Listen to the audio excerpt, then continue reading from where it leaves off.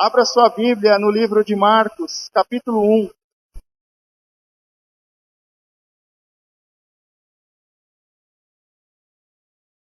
Livro de Marcos, capítulo 1. Vamos ler do versículo 9 ao versículo 13. São poucos versículos, e ao final de cada versículo, toda a igreja de Cristo diz amém. Todos encontraram? E aconteceu naqueles dias que Jesus, tendo ido de Nazaré, da Galiléia, foi batizado por João no Jordão. E logo que saiu da água, viu os céus abertos e o Espírito, que como pomba descia sobre ele. E ouviu-se uma voz dos céus que dizia: Tu és meu filho amado, em quem me comprazo. E logo o Espírito o impeliu para o deserto.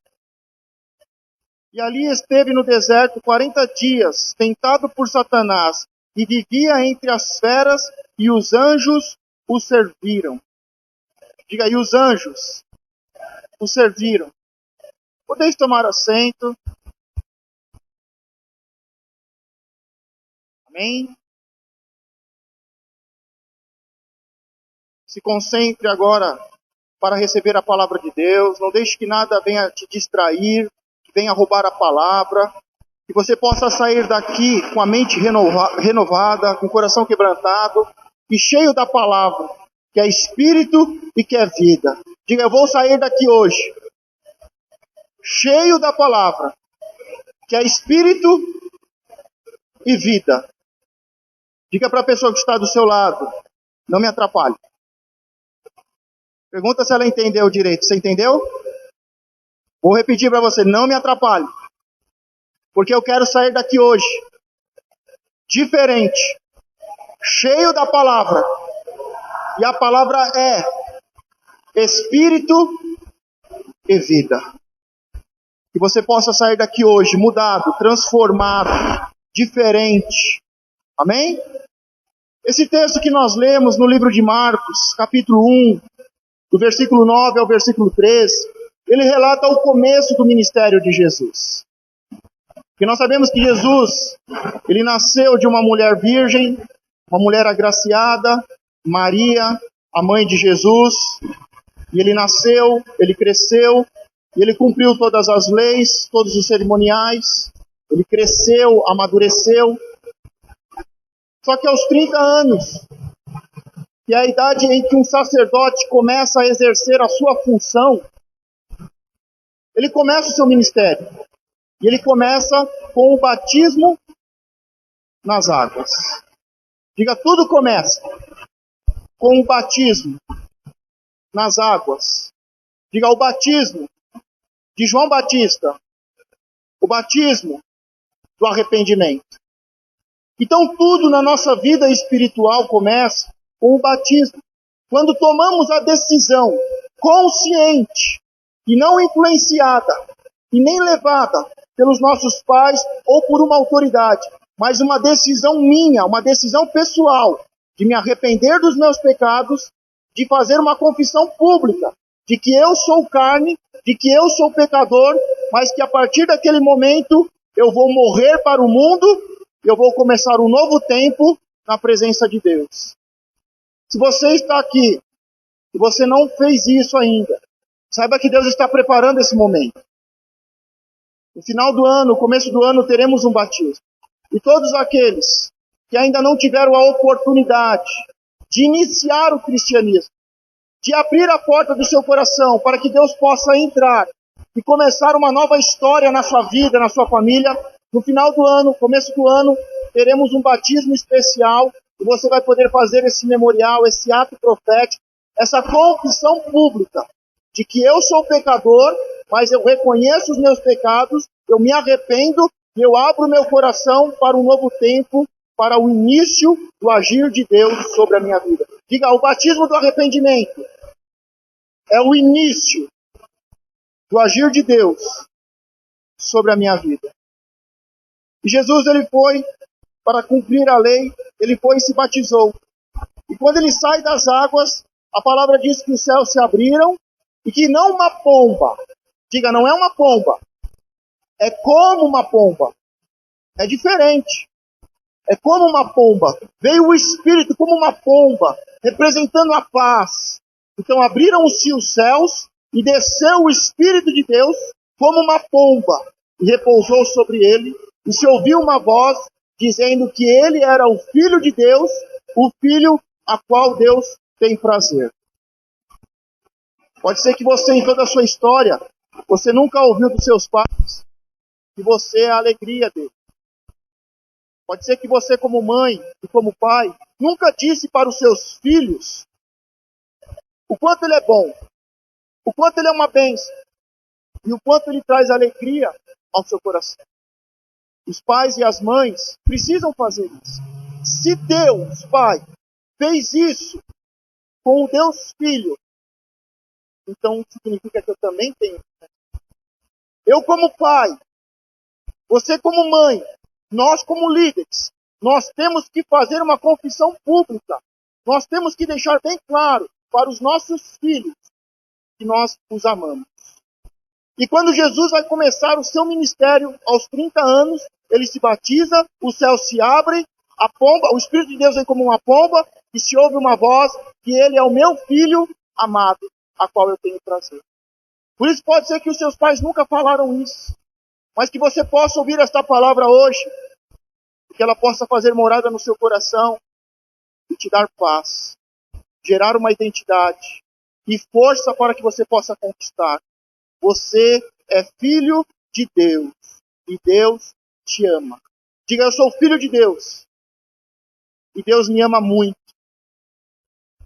Você que é pai, que é mãe, aprenda com Deus o que ele fez pelo seu filho. Como é que Jesus ia começar algo? Como é que Jesus ia começar um novo tempo?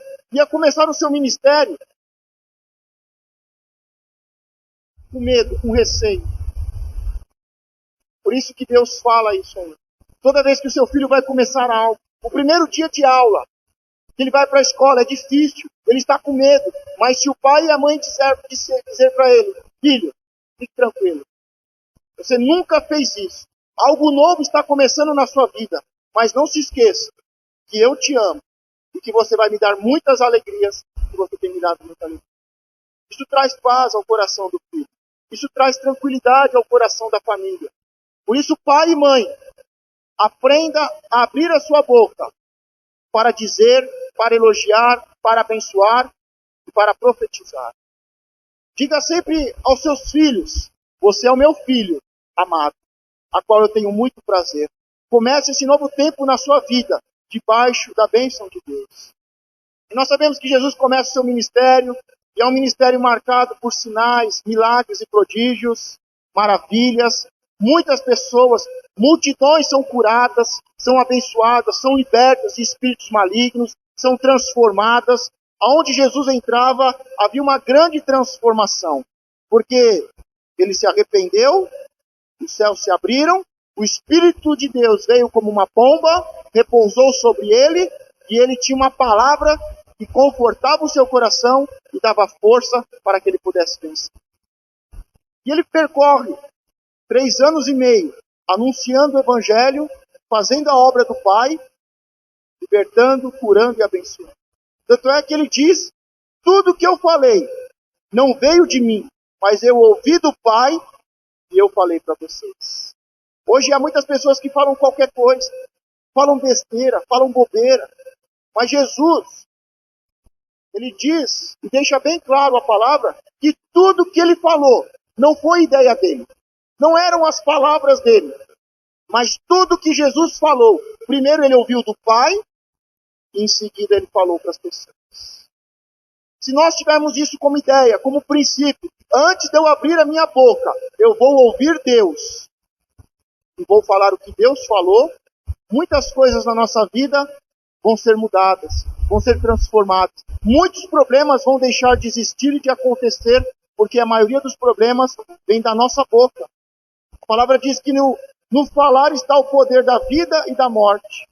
Quando falamos para o nosso filho, você é meu filho, eu te amo, nós estamos dando vida aos nossos filhos. Agora, quando eu falo, você é uma praga, você não serve para nada, você só atrapalha a minha vida, eu estou dando morte.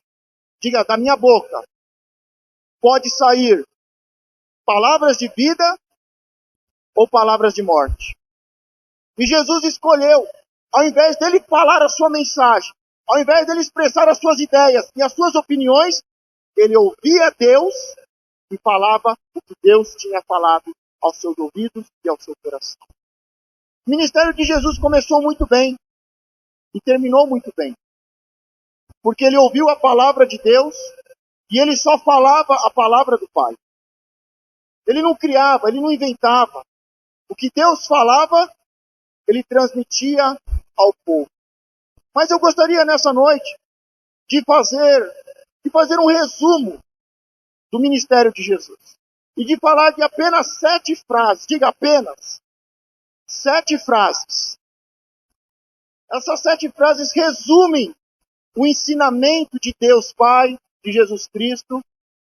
Elas resumem a doutrina de Deus, a doutrina apostólica, e traz muito ensinamento para que possamos viver e resolver os problemas de cada dia.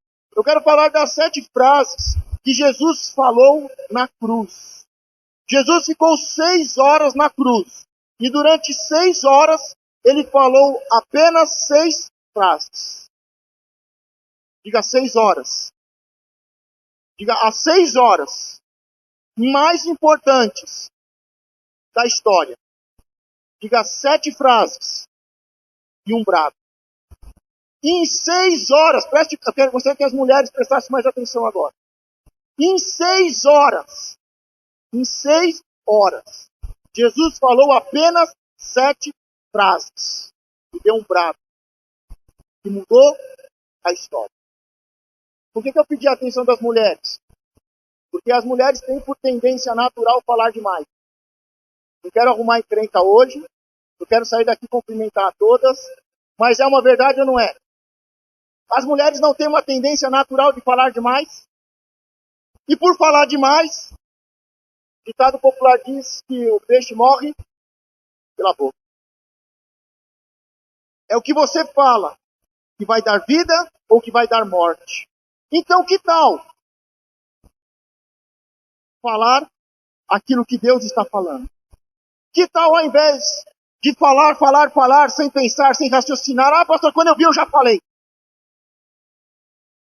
Que tal nós seguirmos o ensinamento de Jesus?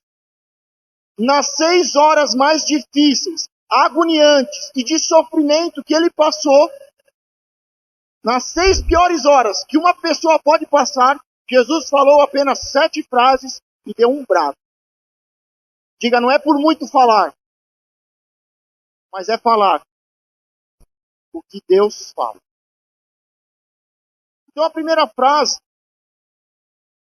que Jesus fala é: Pai, perdoa-os porque eles não sabem o que fazem. Diga, Pai, perdoa-os porque eles não sabem o que fazem. Eu gostaria que você pensasse, você imaginasse o seguinte: quantos aqui tem filhos?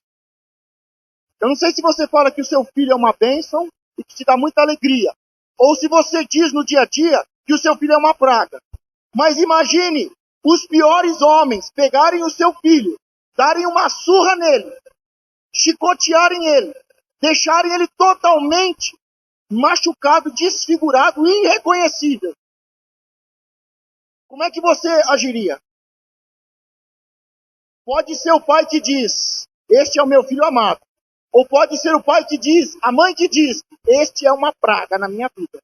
A hora que fizerem algo contra o seu filho, eu duvido que você não se levante, que você não tente fazer uma besteira, ou de forma inteligente, contratar e buscar justiça e os melhores advogados, o melhor juiz para a sua causa. Não seria assim? Agora imagine Jesus, no pior momento da sua vida. Ele foi julgado de forma injusta. Ele foi tratado de forma injusta. Ele foi preso. Ele foi julgado. Ele foi condenado. Ele foi chicoteado. Ele foi humilhado. Ele foi esbofeteado. Ele foi cuspido. Colocaram uma coroa de espinhos sobre a sua cabeça. Você acha que Deus Pai ficou como nesse momento? Da mesma forma que um pai e uma mãe de verdade ficariam irados. Provavelmente nesse momento, Deus Pai está falando: eu vou acabar com a história da humanidade, eu vou colocar um fim agora, eu vou trazer o julgamento final, eu vou antecipar o julgamento final, porque o que estão fazendo com meu filho não se faz com ninguém. Mas Jesus, entendendo o que está acontecendo no mundo espiritual, entendendo que o pai não consegue suportar ver o seu filho sofrer de uma forma tão brutal como ele estava sofrendo, Jesus na cruz, ele diz: Pai, perdoa-os, porque eles não sabem o que fazem. Diga: Pai, perdoa-os. Esse é o primeiro ensinamento que Jesus nos traz. É o primeiro ensinamento. Quando João Batista se levantou e ele disse: raça de víboras, quem vos ensinou a fugir? Quem vos ensinou a fugir? Se arrependam, se convertam dos seus maus caminhos, se batizem no batismo do arrependimento e comece uma nova história. A história do cristianismo, a história de Deus, a história do agir de Deus sobre uma pessoa e sobre um povo sempre começa com arrependimento. Sempre começa com confissões de pecado. Sempre tem arrependimento, confissões de pecado e sempre começa com o batismo nas águas, com o batismo do arrependimento. Se você for em uma igreja e lá não falar de arrependimento, lá pode ser qualquer coisa, menos uma igreja. Porque ainda o nosso cristianismo, o nosso Deus, o cristianismo, o centro do cristianismo é uma cruz. E esta cruz tem como primeira palavra, primeira frase: Pai, perdoa-os porque não sabem o que fazem. Eu quero saber se nessa noite você precisa perdoar alguém. Pode ser que você tenha que perdoar o seu pai, que te abandonou, que te rejeitou. Pode ser que algo esteja engasgado, porque o seu pai nunca falou que te ama. Pode ser que o teu pai, ao invés de falar: você é o meu filho, o seu pai sempre falou: eu não sei quem é o seu pai. Pode ser que o seu pai nunca te reconheceu como filho, nunca te tratou como filho, nunca liberou uma palavra de amor, nunca te deu uma palavra de ânimo. Seu pai, o seu patrão, seu amigo, a sua mãe. Eu não sei, mas a primeira frase que se ouve de Jesus na cruz, e é a frase mais marcante, o início do cristianismo, do agir de Deus sobre a vida de uma pessoa e de um povo, é sobre arrependimento, liberar perdão. Por isso que você possa, e eu nessa noite, possamos entender que a cruz e o memorial fala sobre arrependimento e sobre perdão. Diga: eu perdoo todos os que me ofenderam. Essa é a primeira frase na cruz. Foram 6 horas, as 6 horas mais importantes da história, que mudaram a história, e são a história antes de Jesus e depois de Jesus. E a primeira frase: depois de ter sido julgado, condenado, de forma errada, injusta, de ter sido traído, de ter sido chicoteado, esbofeteado, cuspido, zombado, humilhado na frente de todos, de receber uma coroa de espinho, a primeira frase que Jesus deixa registrado na cruz é: Pai, perdoa-os porque não sabem o que fazem. Infelizmente, tem muitos pais, pastores, tem muitas mães, professores, tem muitos amigos que não sabem o que fazem. E que fizeram besteira, que fizeram loucuras contra a sua vida, contra a sua família. Mas o ensinamento de Jesus não é olho por olho e dente por dente. Mas é o reino, é a palavra de Deus que nos ensina a perdoar aqueles que nos ofenderam e pedir perdão para aqueles a qual nós ofendemos e maltratamos. Diga de novo: Pai, perdoa. Agora, o mais importante, diga: Pai, eu os perdoo.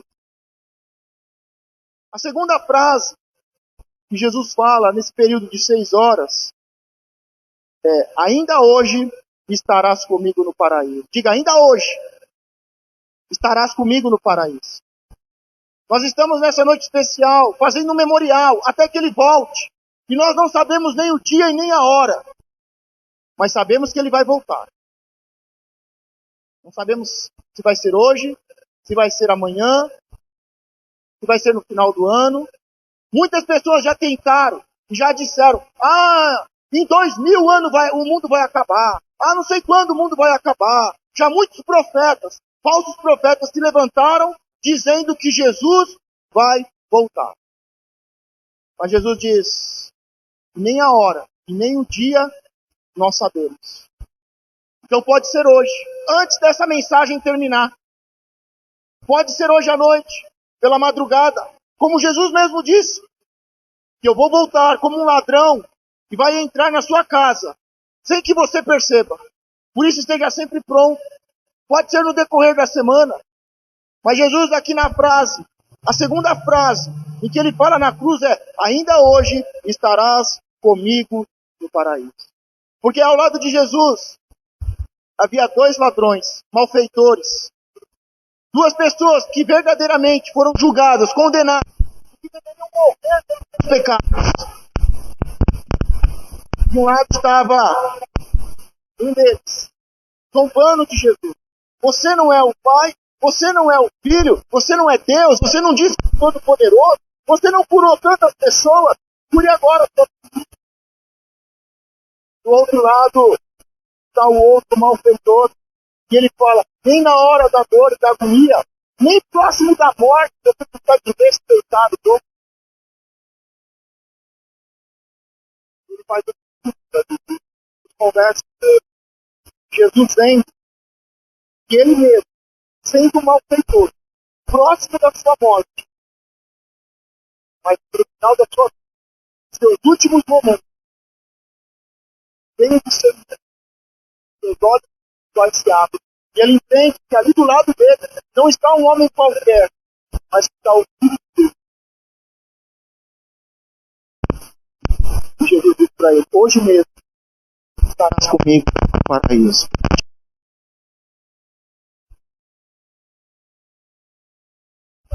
Para o malfeitor, para o pecador, que arrependeu do seu pecado, você ainda hoje estarás no paraíso.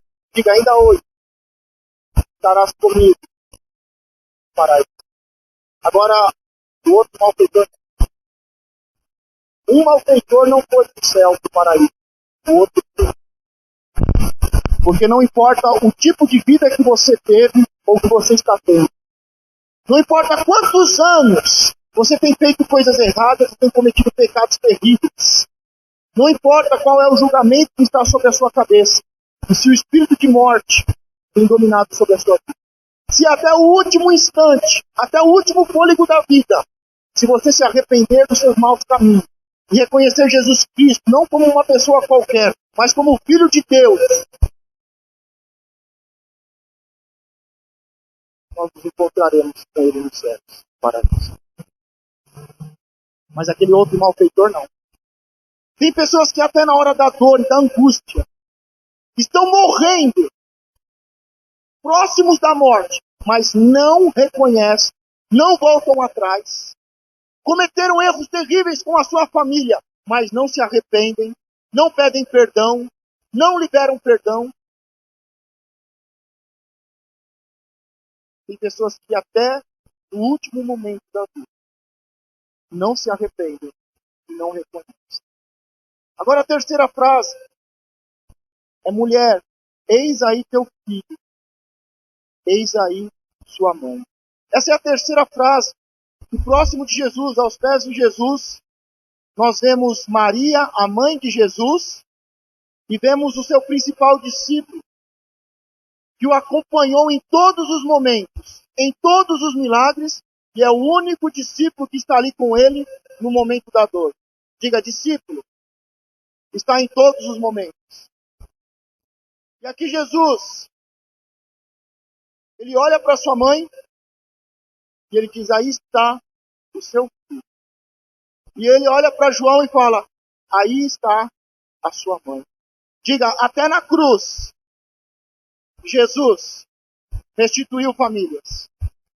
Porque a pior coisa que tem dentro da cultura judaica é perder o filho primogênito. Porque o filho primogênito, o filho mais velho, além dele carregar o nome da família, e receber metade da herança, e dar continuidade nas conquistas e nos projetos da família, ele é o responsável em cuidar da mãe quando o pai morre, em cuidar dos irmãos quando os pais se forem. E Jesus, sabendo que José, marido de Maria, já não faz mais parte da história, não sabemos o que acontece, mas provavelmente já deveria ter morrido. Maria já provavelmente é viúva. Jesus tem outros irmãos. Mas Jesus, ele quer ir embora. E antes de terminar o seu ministério, terminar a obra da cruz, ele não quer deixar a sua família desprovida. Diga, até o último momento, eu tenho que pensar na minha família. Por isso, antes de Jesus terminar a obra, a preocupação dele, imagina, ele está na cruz, sofrendo de forma injusta, sangrando. A pior dor que tem. Os romanos desenvolveram as piores técnicas de tortura e de morte. Eles faziam com que uma pessoa, ao invés de morrer em 1 hora, 2 horas, o período do processo da cruz se prolongasse por 6, 8 horas, o máximo de tempo e de sofrimento possível. Os romanos desenvolveram técnicas absurdas de tortura e de morte. E Jesus está ali sofrendo e passando pelas piores torturas psicológicas, pelas piores humilhações que um homem pode sofrer, pelas piores dores que um corpo pode suportar, em um período longo. E nessas 6 horas, além dele pedir ao Pai que perdoe-os, ainda diz a um malfeitor, estará comigo no paraíso.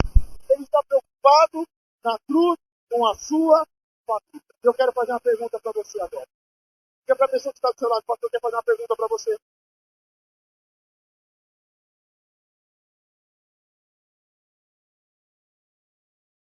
Você está preocupado com a sua família? Quem da sua família que não está aqui agora? Onde será que ele está? Ele falou que ia ficar em casa assistindo televisão, mas será que ele está em casa? Será que ele não saiu para o bar? Será que ele não foi numa boca? Será que ele não está em mal companhia? Aonde será que está o seu marido nesse momento? Aonde será que está o seu filho? A sua filha? Pergunta para a pessoa que está do seu lado, você está preocupado com a sua família? Eu comecei falando, se você for a um lugar e não falar sobre arrependimento, aquele lugar é qualquer lugar e qualquer coisa, menos uma igreja, não foi isso? A segunda coisa que você tem que saber, quando você entra numa igreja, se ela é uma igreja de verdade, se prega sobre família. Se você está em um lugar e não se fala sobre família, pode ser qualquer lugar, qualquer coisa, menos. Diga, toda a igreja fala sobre arrependimento e restituição de família. Por isso eu quero saber, você está preocupado com a sua família? Você tem orado pela sua família? Ou no momento da sua dor, no momento da sua dor de barriga, você esquece de todo mundo e só se preocupa com você? Você está preocupado com a sua esposa, com o seu marido, com o seu filho, com todos da sua casa? Na sua casa tem o mais queridinho? Porque Deus amou a todos. E muitas vezes nós amamos mais um filho do que outro. Nós temos que amar de uma forma inteligente e equilibrada a todos. A mulher tem que amar primeiro o marido. O esposo amar primeiro a sua esposa. Para que os dois sejam uma só carne. E em seguida, os dois, sendo uma só carne, amar todos os filhos. Respeitar todos os filhos. Ajudar todos os filhos. E Jesus aqui nesse momento de dor, ele está sofrendo, mas ele não está preocupado com a sua dor, ele está preocupado com a sua mãe. Ele está sofrendo, mas ele imagina, puxa, eu estou aqui na cruz sofrendo, Mas o quanto será que a minha mãe está sofrendo ao ver eu na cruz? Porque muitas vezes um pai passa um período de desemprego. Quantos homens aqui já passaram um período de desemprego? Sem ter o que comer, sem ter dinheiro. Mas muitas vezes nós, homens, estamos com a dor da humilhação, com a falta do dinheiro. Nós estamos falando, eu estou na cruz, eu estou sofrendo, eu não tenho emprego, eu estou sendo humilhado. Mas nós não nos colocamos e não procuramos entender os olhos da nossa mulher. Nós sempre achamos que a nossa dor é a dor que dói mais. Nós sabemos, o ditado popular diz, a dor que dói mais é a dor que você está sofrendo agora. Pode ser uma unha encravada, mas a sua unha encravada dói mais do que uma pessoa que está com câncer. Porque a tendência é que nós vamos sempre ver as nossas necessidades e a nossa dor. Ninguém está vendo aqui, pastor, eu estou com a unha encravada, está doendo muito. Nós sempre vamos ver primeiro a nossa dor. Por isso Jesus aqui ele nos dá um ensinamento. Ele nos dá uma instrução. Pare de olhar para a sua dor. Pare de olhar para o seu sofrimento. Se coloque no lugar dos outros. Eu acredito que a pior dor que deve existir é para uma mãe, para um pai, mas principalmente para uma mãe perder um filho. Porque além dela quebrar os princípios espirituais de bênção, quebram todos os princípios naturais. A ordem natural das coisas, que os pais morrem primeiro e os filhos dão continuidade. Não existe uma dor, tão doída, tão sofredora, do que ver um filho morrer. E Jesus, na hora em que ele está morrendo, ele está preocupado com a sua mãe. E ele diz, mulher, eis aí o teu filho. E ele está olhando para João. E João é conhecido como discípulo do amor. Ele deixou o melhor discípulo para cuidar da mãe dele. E ele olha para o seu discípulo e diz, eis aí a sua mãe. Diga, Jesus, restitui as famílias. Por isso, se você perdeu a sua mãe e o seu pai, Jesus está dizendo para você hoje, olha aí, ó, essa pessoa que está cuidando de você, esse é o seu pai. Tá vendo essa pessoa que está aí, ó? Esse é o seu filho. Olha para a pessoa que está do seu lado e diga, eu sou teu irmão. Estamos juntos. Deus está restituindo as famílias. E nós somos a família fonte de vida. A quarta frase que Jesus fala na cruz é, Deus meu, por que me desamparaste? Diga a Deus, por que o Senhor me desamparou? Os Salmos diz que nesse momento em que Jesus está sendo crucificado, Deus vira as costas. Mas Jesus está sendo crucificado e Deus vira as costas, não é porque o abandonou e o rejeitou, mas é porque o Pai não quer ver o seu filho sofrer. Diga, Deus não tem prazer no meu sofrimento. Por isso, Jesus na cruz, mesmo sabendo que o seu Deus, o seu Pai, não o abandonaria e não o deixaria só, nesse momento em que Deus vira as costas, Jesus se sente sozinho. E ele chora e ele diz, Deus meu, por que me abandonou? Eu tenho certeza que cada um aqui tem uma história de sucesso, de êxito, de momentos de fracasso, momentos de alegria, momentos de tristeza, mas eu sei que todos nós temos uma dor, algo engasgado, algo preso no nosso peito, um choro que não choramos, um brado que não demos, porque fomos rejeitados. Porque nos sentimos abandonados. Porque nos sentimos rejeitados. E Jesus, na cruz, acredito que esse é o pior momento. É o momento da dor, da rejeição. Ele começa dizendo, Pai, perdoa-os. Porque perdoar e pedir perdão libera um bálsamo, libera a cura no mundo espiritual. Muitas pessoas estão sofrendo Muitas pessoas estão em tristeza e depressão. Muitas pessoas não conseguem conquistar porque não pedem perdão e não liberam perdão. E Jesus vai para o momento mais difícil da sua história. Às 6 horas mais importantes da história, ele começa dizendo: Pai, perdoa-os. Porque se você não pedir perdão e não liberar perdão, você não vai conseguir caminhar. Mas aqui revela uma dor em que muitos de nós estamos presos. Uma dor que muitas vezes não falamos. Uma dor que muitas vezes deitamos com a cabeça no travesseiro e ficamos pensando. Mas falamos e não conseguimos falar, porque é uma dor que dói muito o coração. E todos nós temos essa dor. A dor da rejeição. A dor do abandono. A falta de amor. A falta de compreensão. A falta de ajuda. A falta de camaradagem, de irmandade. E Jesus na cruz, a quarta frase que ele revela é: Deus meu, por que me desamparaste? Ele começa a primeira frase dizendo Pai. Porque Pai significa ser filho e ter intimidade, ser herdeiro. Mas agora na quarta frase, ele não usa a palavra Pai, mas ele usa a palavra Deus. E hoje o que mais ouvimos na igreja é Deus, por que o Senhor me abandonou? Diga, Deus não abandona ninguém. E aqui ele chora como uma criança. Ele fala essa frase na sua língua natural, na sua língua infantil, que ele aprendeu na sua vila. Jesus falou vários dialetos, mas aqui ele fala de uma forma diferente, usando as linguagens, usando a linguagem, usando as palavras de quando ele era criança. Tem muitas pessoas, já adultos, que precisam falar como criança. Precisam chorar como criança. E é lá na cruz que Jesus, na quarta frase, ele chora como criança, ele fala como criança, e as palavras são: por que me abandonou? E ele chora.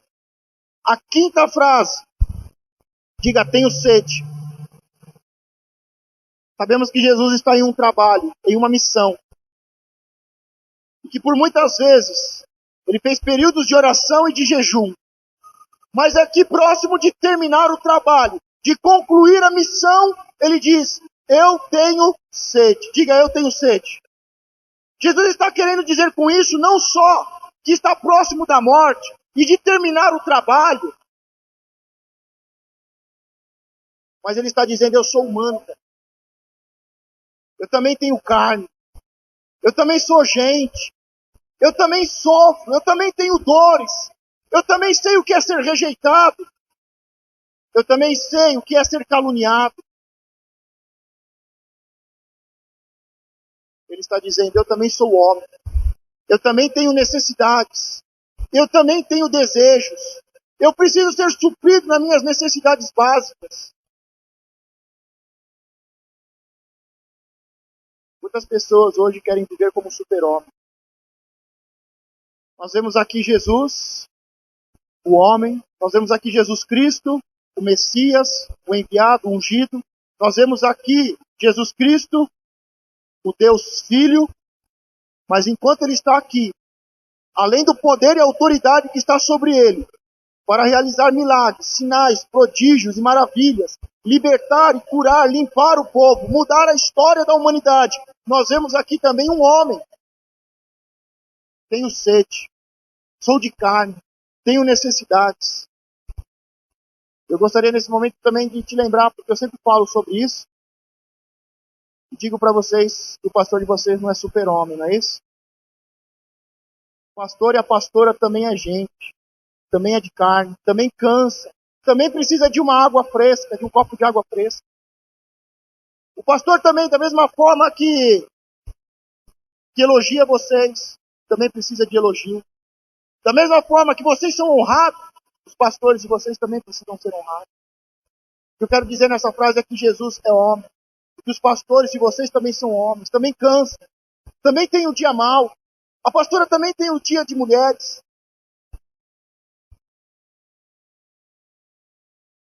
Só que muitos acham que os pastores e que Jesus não é homem, que não é que é perfeito, que não tem falhas, que não cansa, que não tem um dia mau. Diga, eu tenho sede. Diga, mas Jesus também tem. E os meus pastores também. Próxima frase que Jesus fala. Está consumado. Diga, está consumado. As 6 horas mais importantes da história. 7 frases e um brado. Nós vemos aqui a história do ministério de Jesus começando com o batismo nas águas, e agora vemos o ministério terminando. E ele diz, está consumado. Eu fiz tudo que tinha que ser feito. Eu fiz tudo que Deus mandou eu falar, eu falei. Tudo que Ele mandou eu fazer, eu fiz. Está consumado. Nós temos que aprender a cumprir o nosso propósito neste lugar.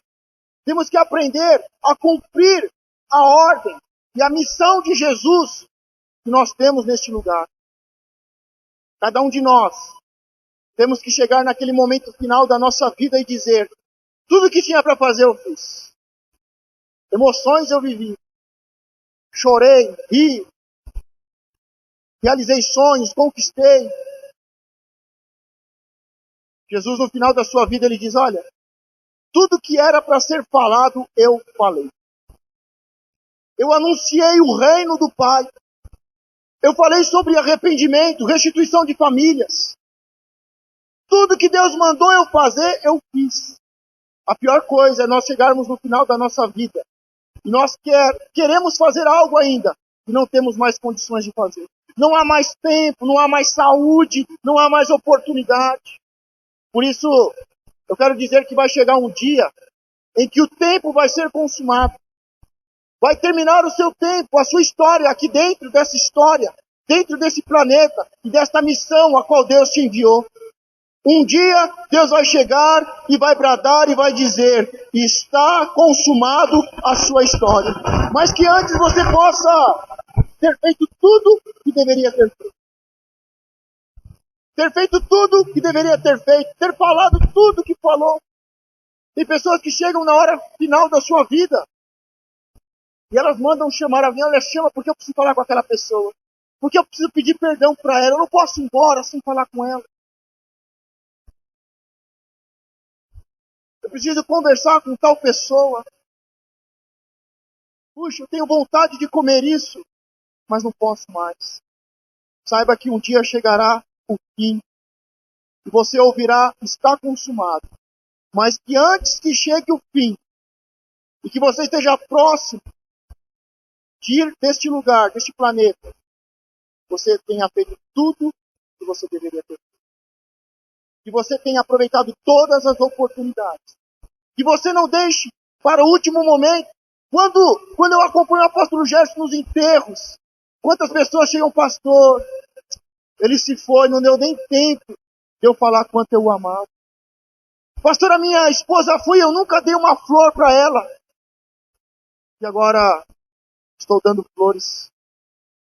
O apóstolo diz, olha, não adianta mais agora você vir todo ano entregar flores para sua mulher. Você tinha que ter feito isso antes dela morrer.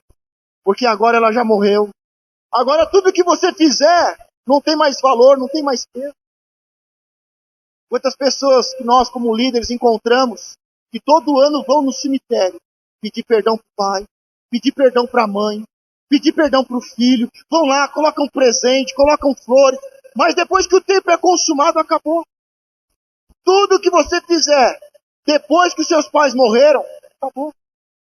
Por isso, se você tem que fazer algo para os seus pais, se você precisa falar algo para os seus filhos, aproveite enquanto há tempo. Aproveite enquanto ainda não está consumado. E a 7ª frase, diga a 7ª frase. Pai, nas tuas mãos entrego o meu espírito. Observe aqui que ele começou, a primeira frase começa com Pai. Perdoa-os. Ele leva junto com ele um malfeitor ao paraíso, uma pessoa que se arrependeu. Ele restitui a sua família, a sua mãe e o seu principal discípulo. Ele chora como criança Como criança ele chora, ele diz, Deus meu, Deus meu. Como homem ele diz, eu tenho necessidade, tenho sede. Mas como um bom trabalhador e um filho bom e fiel, ele diz, está consumado, eu fiz tudo o que tinha que ser feito. E a última frase ele volta a dizer, Pai. A última frase também começa com a palavra Pai. Porque você pode ter servido em Deus muitos anos. Mas se não for o Deus Pai, pode ser que você não encontre depois da morte. Pode ser que você depois da morte encontre qualquer coisa. Por isso ele começa a primeira palavra, na primeira frase, nas 6 horas mais importantes. Começa com Pai. Depois de Pai, ele trata o malfeitor. Ele restitui a sua família e o seu amigo. Ele chora como uma criança e reclama de um Deus. Deus meu. Em seguida, como homem, ele tem necessidades e tem sede. E como um bom filho, amado do Pai, obedece e conclui o trabalho. E a última frase diz, Pai, nas tuas mãos eu entrego a minha vida. Você vai entregar a sua vida para quem? Para quem você entregou a sua vida? Nós sabemos que há muitos deuses, que há muitos caminhos. Mas Jesus disse, ninguém vem a mim, o Pai, se não for por mim. Então há muitas formas, há muitos jeitos, há muitas maneiras de ler a Bíblia, de estudar a palavra de Deus. Há muitas formas de adorar e de servir a Deus. Há muitas placas de igrejas, há muitas religiões. Mas se no final da sua vida, você não entregar a sua vida para o Deus Pai, pode ser o Pai, pode ser o Abba, pode ser o Alá, pode ser o arquiteto, pode ser o Pai das luzes, mas se no final da sua vida não for ao Deus Pai, tudo que você fez foi. Porque há muitos deuses, há muitos altares, há muitos jeitos, muitas formas de se adorar e de se encontrar com o mundo espiritual, com anjos, demônios, falsos deuses, demônios, em Jesus Cristo e com Deus Pai. Mas se no final da sua vida, se até o final da sua vida, o relacionamento com o Deus Pai não for restituído, pode ser que você tenha perdido a sua eternidade. Muitos começam e dizem, eu me entrego ao Deus Pai. Mas depois começam, como crianças mimadas, a reclamar de um Deus. Deus meu, por que me abandonou? E choram como crianças. Falam das suas necessidades.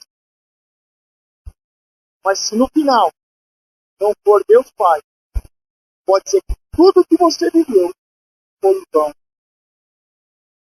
E além de ter o tempo consumado, perca a eternidade.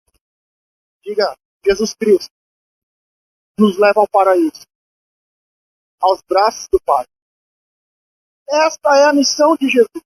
Nos ensinar a nascer, a viver, nos ensinar a nos relacionar, a resolvermos os problemas, a pedir perdão quando erramos, a liberar perdão para aqueles que nos erraram, nos ofenderam, a restituir famílias, a viver em família, a servir a um Deus. Mas a principal missão de Jesus, além de nascer, crescer, de nos ensinar a palavra, nos apresentar o reino, e um estilo de vida que agrada ao Pai, a principal propósito é nos levar aos braços.